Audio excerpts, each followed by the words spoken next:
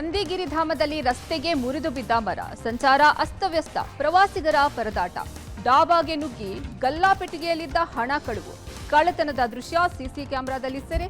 ಹೇಗಿದೆ ಗುರು ರಾಘವೇಂದ್ರ ಸ್ವಾಮಿಯ ಆರಾಧನಾ ಮಹೋತ್ಸವ? ಎಷ್ಟು ದಿನ ನಡೆಯುತ್ತೆ? ಇದರ ಡೀಟೇಲ್ಸ್ ಕರ್ನಾಟಕ ಟಾಪ್ 20ಯಲ್ಲಿ. ಸರ್ಕಾರಿ ಬಸ್ ಹಾಗೂ ಕಾರು ನಡುವೆ ಭೀಕರ ಅಪಘಾತ ಸಂಭವಿಸಿ 4 ಮೃತಪಟ್ಟಿದ್ದಾರೆ. ಗದಗ ಜಿಲ್ಲೆ ನರಗುಂದ ತಾಲೂಕಿನ ಕೊಣ್ಣೂರ ಗ್ರಾಮದ ಹೊರವಲಯದಲ್ಲಿ ಭೀಕರ ರಸ್ತೆ ಅಪಘಾತ ಸಂಭವಿಸಿದ್ದು, ಕಾರಿನಲ್ಲಿದ್ದ ಒಂದೇ ಕುಟುಂಬದ 4 ಮೃತಪಟ್ಟಿದ್ದಾರೆ. ಹಾವೇರಿ ಮೂಲದ ರುದ್ರಪ್ಪ ಅಂಗಡಿ, ಪತ್ನಿ ರಾಜೇಶ್ವರಿ, ಮಗಳು ಐಶ್ವರ್ಯ, ಮಗ ವಿಜಯ್ ಮೃತ ದುರ್ದೈವಿಗಳು. ಮೃತ ಕುಟುಂಬ ಶ್ರಾವಣ ಮಾಸದ ನಿಮಿತ್ತ ಕಲ್ಲಾಪುರ ಬಸವೇಶ್ವರ ದೇವಸ್ಥಾನಕ್ಕೆ ಹೊರಟಿತ್ತು. ಹೀಗಾಗಿ ಕಲ್ಲಾಪುರ ಕಡೆಗೆ ಹೊರಟಿದ್ದ ಕಾರು ಹಾಗೂ ಇಳಕಲ್ನಿಂದ ಹುಬ್ಬಳ್ಳಿಗೆ ಹೊರಟಿದ್ದ ಸಾರಿಗೆ ಬಸ್ ನಡುವೆ ಭೀಕರ ಅಪಘಾತ ಸಂಭವಿಸಿದೆ. ಡಿಕ್ಕಿಯ ರಭಸಕ್ಕೆ ಕಾರು ನಜ್ಜುಗುಜ್ಜಾಗಿದೆ. ಸ್ಥಳಕ್ಕೆ ನರಗುಂದ ಪೊಲೀಸರು ಭೇಟಿ ನೀಡಿ ಪರಿಶೀಲನೆ ನಡೆಸಿದ್ದಾರೆ. ಇತ್ತ ಹಾವೇರಿ ಜಿಲ್ಲೆಯ ಸವಣೂರು ತಾಲೂಕಿನ ಯಲವಿಗಿ ಅಂಡರ್ಪಾಸ್ ಬಳಿ 2 ಬಸ್ಗಳ ನಡುವೆ ಮುಖಾಮುಖಿ ಡಿಕ್ಕಿಯಾಗಿವೆ. ಘಟನೆಯಲ್ಲಿ 20ಕ್ಕೂ ಹೆಚ್ಚು ಜನರಿಗೆ ಗಂಭೀರ ಗಾಯವಾಗಿದ್ದು, ಅದೃಷ್ಟವಶಾತ್ ಯಾವುದೇ ಪ್ರಾಣಹಾನಿಯಾಗಿಲ್ಲ. ಗಾಯಾಳುಗಳನ್ನು ಸವಣೂರು ಸಾರ್ವಜನಿಕ ಆಸ್ಪತ್ರೆಗೆ ದಾಖಲಿಸಿ ಚಿಕಿತ್ಸೆ ಕೊಡಿಸಲಾಗ್ತಾ ಇದೆ. ವೈದ್ಯರ ನಿರ್ಲಕ್ಷ್ಯಕ್ಕೆ 1 ದಿನದ ಹಸುಗೂಸು ಸಾವನ್ನಪ್ಪಿರುವ ಆರೋಪ ವಿಜಯನಗರ ಜಿಲ್ಲೆ ಹೊಸಪೇಟೆಯಲ್ಲಿ ಕೇಳಿಬಂದಿದೆ. ಆಗಸ್ಟ್ 16ರ ರಾತ್ರಿ ಹೆರಿಗೆ ನೋವು ಕಾಣಿಸಿಕೊಂಡ ಹಿನ್ನೆಲೆಯಲ್ಲಿ ಆಂಬ್ಯುಲೆನ್ಸ್ನಲ್ಲಿ ಹೊಸಪೇಟೆಗೆ ಬರುವ ಮಾರ್ಗ ಮಧ್ಯೆಯೇ ಅಂಕಲಮ್ಮ ಎಂಬುವರು ಮಗುವಿಗೆ ಜನ್ಮ ನೀಡಿದರು. ನಂತರ ರಾತ್ರಿ 12 ಗಂಟೆ ಹೊತ್ತಿಗೆ ತಾಯಿ ಹಾಗೂ ಮಗುವನ್ನು ಮಕ್ಕಳ ಆಸ್ಪತ್ರೆಗೆ ಸೇರಿಸಲಾಗಿತ್ತು. ಆದರೆ ರಾತ್ರಿ ಡ್ಯೂಟಿಯಲ್ಲಿದ್ದ ಡಾಕ್ಟರ್ ಸೂಕ್ತ ಸಮಯಕ್ಕೆ ಚಿಕಿತ್ಸೆ ನೀಡಲಿಲ್ಲ ಅಂತ ಕುಟುಂಬಸ್ಥರು ಆರೋಪಿಸಿದ್ದಾರೆ. ಇನ್ನು ಮಗುವಿನ ಆರೋಗ್ಯದ ಸ್ಥಿತಿ ಚಿಂತಾಜನಕ ಆಗಿದ್ದರಿಂದ ವೈದ್ಯರು ಬೆಳಗ್ಗೆ ದಿಢೀರ್ ಅಂತ ಕೊಪ್ಪಳದ ಆಸ್ಪತ್ರೆಗೆ ಸೇರಿಸುವಂತೆ ಸೂಚಿಸಿದರು. ತರಾತುರಿಯಲ್ಲಿ ದಾಖಲಿಸಿದರೂ ಮಗು ಉಳಿಯಲಿಲ್ಲ ಅಂತ ಪೋಷಕರು ಆಕ್ರೋಶ ಹೊರಹಾಕಿದ್ದಾರೆ.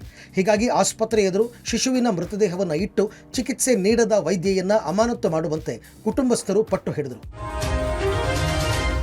ಆಂಧ್ರಪ್ರದೇಶದ ಕರ್ನೂಲ್ ಜಿಲ್ಲೆಯ ತಂಗರಡೋಣಿ ಗ್ರಾಮದಲ್ಲಿ ಪಟಾಕಿ ಮದ್ದು ತಯಾರಿಕಾ ಘಟಕಕ್ಕೆ ಬೆಂಕಿ ತಗುಲಿ ರಾಯಚೂರಿನ 3 ಸೇರಿ 40 ಜನರಿಗೆ ಗಂಭೀರ ಗಾಯಗಳಾಗಿದೆ. ರಾಯಚೂರು ತಾಲೂಕಿನ ಮನ್ಸಲಾಪುರ ಗ್ರಾಮದ ತಾಯಿ ಹಾಗೂ 2 ಮಕ್ಕಳ ಸ್ಥಿತಿ ಗಂಭೀರವಾಗಿದೆ. ತಾಯಿ ಗೋವಿಂದಮ್ಮ, ಮಕ್ಕಳಾದ ನರಸಮ್ಮ, ತೇಜಸ್ವಿನಿಗೆ ಗಂಭೀರ ಗಾಯವಾಗಿದೆ. ಗಾಯಾಳುಗಳನ್ನು ರಾಯಚೂರಿನ ರಿಮ್ಸ್ ಆಸ್ಪತ್ರೆಗೆ ದಾಖಲಿಸಲಾಗಿದೆ. ಶ್ರಾವಣ ಮಾಸದ ಹಿನ್ನೆಲೆಯಲ್ಲಿ ಮನೆ ದೇವರಾದ ಆಂಧ್ರದ ತಂಗರಡೋಣಿ ಗ್ರಾಮದ ಚಿಂತಕಲಕುನಿ ನಲ್ಲಾರೆಡ್ಡಿ ದೇವಸ್ಥಾನಕ್ಕೆ ಹೋಗಿದ್ದರು. ದೇವಸ್ಥಾನದ ಉತ್ಸವದ ವೇಳೆ ಸಿಡಿದ ಪಟಾಕಿ ಕಿಡಿ ತಗುಲಿ ಬೆಂಕಿ ಹೊತ್ತುಕೊಂಡಿದೆ. ಇತ್ತ ಯಾದಗಿರಿಯ ಸೈದಾಪುರ ಪಟ್ಟಣದಲ್ಲಿ ವಿದ್ಯುತ್ ಶಾರ್ಟ್ ಸರ್ಕ್ಯೂಟ್ನಿಂದ ಅಂಗಡಿಗಳಿಗೆ ಬೆಂಕಿ ತಗುಲಿದೆ. ಹೋಟೆಲ್, ಬೇಕರಿ, ಗ್ಯಾರೇಜ್ ಸೇರಿ ಇನ್ನಿತರ ಅಂಗಡಿಗಳಲ್ಲಿ ಅಗ್ನಿ ಅನಾಹುತ ಸಂಭವಿಸಿದೆ. ಇನ್ನು ಬೆಂಕಿಯ ಕೆನ್ನಾಲಿಗೆಗೆ ಅಂಗಡಿಯಲ್ಲಿನ ಅಪಾರ ಪ್ರಮಾಣದ ವಸ್ತುಗಳು ಬೆಂಕಿಗೆ ಆಹುತಿಯಾಗಿದೆ.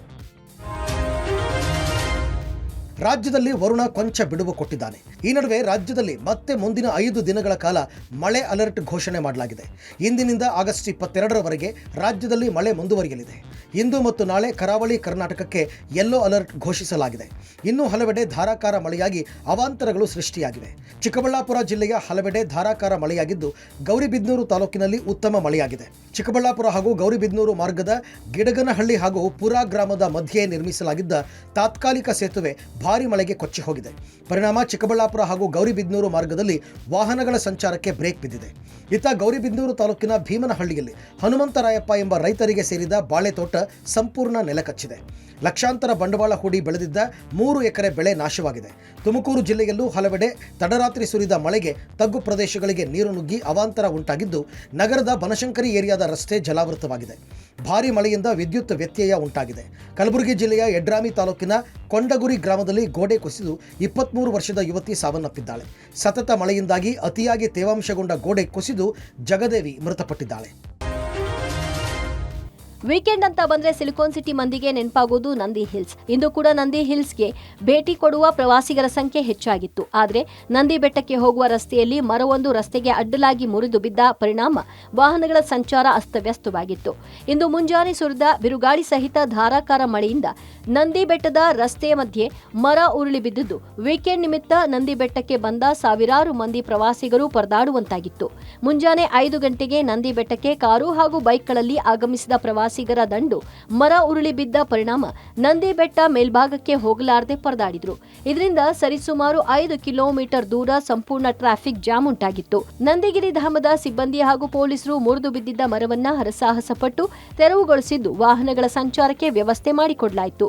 ಗಂಟೆಗಟ್ಟಲೆ ವಾಹನಗಳಲ್ಲೇ ಕುಳಿತಿದ್ದ ಪ್ರವಾಸಿಗರು ಅತ್ತ ನಂದಿ ಬೆಟ್ಟದ ಮೇಲ್ಭಾಗಕ್ಕೂ ಹೋಗಲಾರದೆ ಇತ್ತ ಮರಳಿ ವಾಪಸ್ ಬರಲಾರದೆ ಸಾಕಷ್ಟು ಪರದಾಟ ಅನುಭವಿಸಿದ್ರು.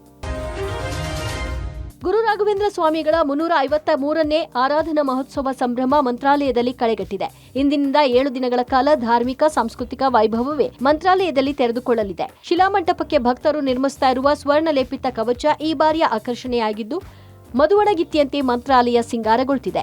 ಕೆಲವೇ ಹೊತ್ತಿನಲ್ಲಿ ಧ್ವಜಾರೋಹಣ ಮೂಲಕ ರಾಯರ ಆರಾಧನಾ ಮಹೋತ್ಸವಕ್ಕೆ ಶ್ರೀಮಠದ ಪೀಠಾಧಿಪತಿ ಸುಬುಧೇಂದ್ರ ತೀರ್ಥ ಸ್ವಾಮಿ ಚಾಲನೆ ನೀಡಲಿದ್ದಾರೆ. ರಾಯರು ಸಶರೀರವಾಗಿ ವೃಂದಾವನಸ್ಥರಾಗಿ 353 ವರ್ಷಗಳು ಪೂರ್ಣಗೊಳ್ತಿರುವ ಸಂದರ್ಭವನ್ನ ರಾಯರ ಆರಾಧನಾ ಮಹೋತ್ಸವವಾಗಿ ಆಚರಿಸಲಾಗುತ್ತೆ. ಆಗಸ್ಟ್ 18ರಿಂದ 24ರವರೆಗೆ 7 ದಿನಗಳ ಕಾಲ ಮಂತ್ರಾಲಯ ಮಠ ಹಾಗೂ ದೇಶ ವಿದೇಶಗಳಲ್ಲಿರುವ ರಾಯರ ಶಾಖಾ ಮಠಗಳಲ್ಲಿ ಕಾರ್ಯಕ್ರಮ ನಡೆಯುತ್ತೆ. 7 ದಿನಗಳ ಕಾಲ ಬೆಳಗಿನ ಜಾವದಿಂದಲೇ ಪೂಜಾ ಕೈಂಕರ್ಯಗಳು ಆರಂಭಗೊಳ್ಳಲಿದ್ದು, ಸಂಜೆ ಸಾಂಸ್ಕೃತಿಕ ಕಾರ್ಯಕ್ರಮಗಳು ನಡೆಯಲಿವೆ. ಈ ಹಿನ್ನೆಲೆ ರಾಯರ ಮಠ ಸಕಲ ಸಿದ್ಧತೆಗಳನ್ನು ಮಾಡಿಕೊಂಡಿದೆ.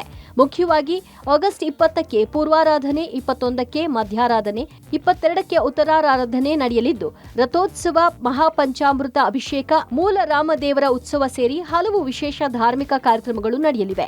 ವಿವಿಧ ಕ್ಷೇತ್ರದಲ್ಲಿ ಗಣನೀಯ ಸೇವೆ ಸಲ್ಲಿಸಿದ್ದ ಗಣ್ಯರಿಗೆ ಆಗಸ್ಟ್ 20ರಂದು ರಾಘವೇಂದ್ರ ಅನುಗ್ರಹ ಪ್ರಶಸ್ತಿ ಪ್ರದಾನ ಮಾಡಲಾಗುವುದು. ಬಹುಕೋಟಿ ಮೌಲ್ಯದ ಸುವರ್ಣ ಶಿಲಾಮಂಟಪ ಮೆಗಾ ಪ್ರಾಜೆಕ್ಟ್ ಈ ಬಾರಿಯ ಆರಾಧನಾ ಮಹೋತ್ಸವದ ವಿಶೇಷ ಆಕರ್ಷಣೆಯಾಗಿದೆ.